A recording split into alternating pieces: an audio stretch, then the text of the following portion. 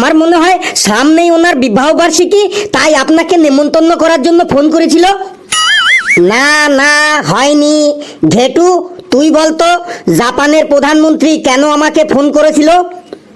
Sir, আমার মনে হয় ওনার ছেলেকে আপনার কাছে টিউশন পড়াতে দেবে, তাই ফোন করেছিল। আরে, ওনার কোনো ছেলেই নেই, তোরটাও হলো না।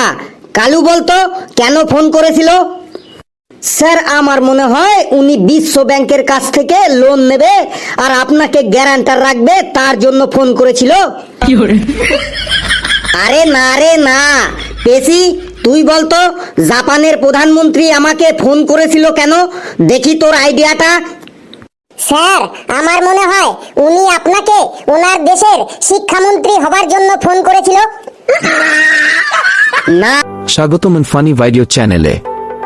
আপনি যদি মজার ভিডিও পছন্দ করেন তাহলে আপনি সঠিক জায়গায় এসেছেন।